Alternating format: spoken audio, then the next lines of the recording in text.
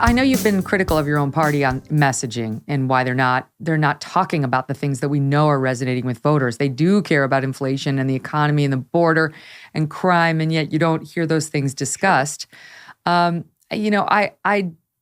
do wonder whether even talking about those things would have saved them with a president who's got an approval rating hovering around 40. The public has turned on the top Democrat. And I wonder how much they could have distanced themselves from him with better messaging. What do you think? It's a fair question, and I've privately had the same question in my mind, but for the reasons that Simon Rosenberg suggests in those close Senate and close House races, I think they would have done better acknowledging people's fears of crime and pain due to inflation rather than just talking about things like abortion. Matthew, what do you make of it? There's been a lot of talk about how the Republicans ran the wrong candidates. They went to Mega MAGA and ran folks like J.D. Vance or Blake Masters or even Carrie Lake. They seem to be doing pretty well. And I'm just not sure that the all the blame that was heaped on those candidates early on is panning out on this election day. They look pretty good in these polls. Well, they do. Now, some of the candidates have performed less well than a more conventional Republican might have. I think of candidate Masters in Arizona in particular. But at the same time, he could very well win. And it could be a good night for Republicans across the board, no matter their political experience or statements they've made on the campaign. A lot of the people expected, myself included, early on that Republicans might have a candidate problem. But it actually, Megyn, seems to me to have turned out to be the Democrats who have a candidate problem. I mean, take the Democratic nominee for governor in Arizona, Katie Hobbs. She has refused to debate Carrie Lake. And Lake has very cleverly turned that into an argument for her election. If you think of Governor Hochul, who we were just talking about, another candidate, incumbent Democrat, never elected, by the way.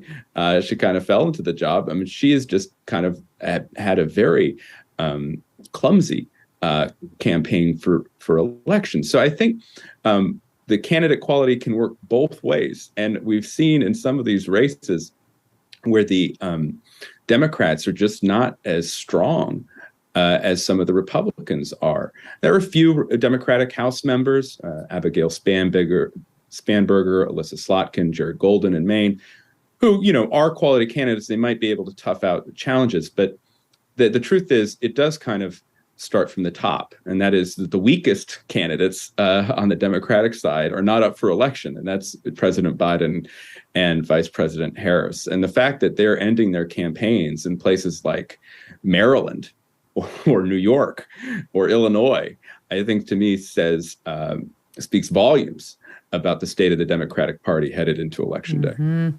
What are you going to be looking at tonight, Doug? Like, what are your early bellwethers to figure out tsunami, wave, ripple, or nothing? I think Matt had it right earlier. I think we'll see in Georgia with Herschel Walker how well or badly he does, and the gubernatorial race as well between Kemp and Stacey Abrams, but also some of these blue state House races. There's a lot of polling. We don't know really how accurate, suggesting that in states like Connecticut, New Jersey, New York, that there's a very real chance of Republican breakthroughs. There are 4 or 5 seats here in New York that are at risk. And if the Republicans show strength there, I think we could see the tsunami type results that Amy Walter and you were alluding to. One thing the Democrats were praying for yesterday, openly praying to God for, was that Trump would announce his presidential run.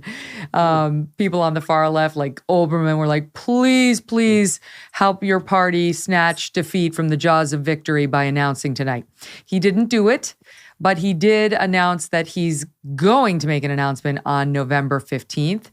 Matt, what do you make of Trump sort of teasing that the big announcement is coming, back in the heads of Democrats who may not love him, but may be getting ready to vote Republican, right? Like, I know a fair amount of those Democrats who he's too much for them, but they are going to vote red today.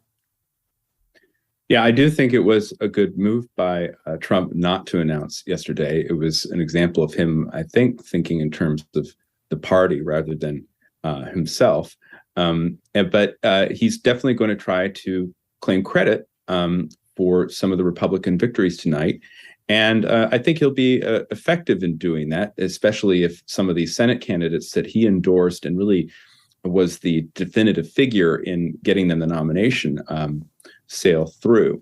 So it will very quickly, I think, turn from the headlines coming out of tonight, which will be about some of the new stars in the Republican Party, which will include a re-elected Governor Ron DeSantis of Florida, to next week, Trump will try to take the spotlight back and make it about him and his re-election in 2024. But I would say, too, that 2024 is a long time from now, and a lot's going to happen. So I understand why Trump would want to announce early. I mean, to kind of deter other people from entering the field, possibly deter the Justice Department from making an indictment on the documents.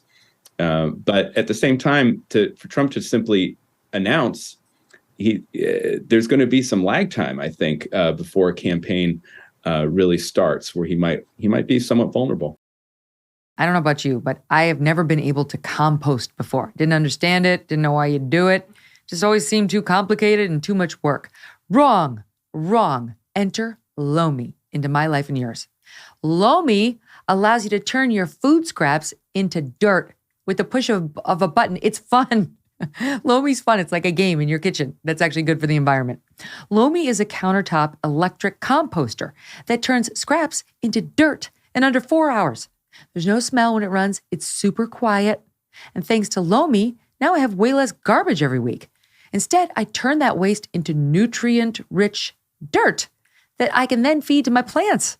I'm like, it's amazing what I'm doing for the environment now. I'm composting, I'm creating soil instead of waste. Come along on this journey with me.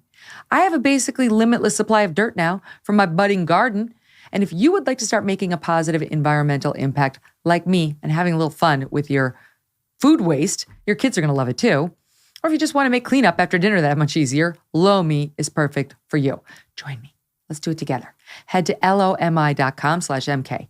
lomi.com/MK. Use the promo code MK and that will give you $50 off your Lomi. That's $50 off at lomi.com/MK. Use that promo code MK at checkout. Food waste is disgusting. Lomi is your solution. Holidays are just around the corner. Lomi will make the perfect fun gift for someone on your shopping list you have no idea what to buy for, right? There are those people. Lomi.com/MK.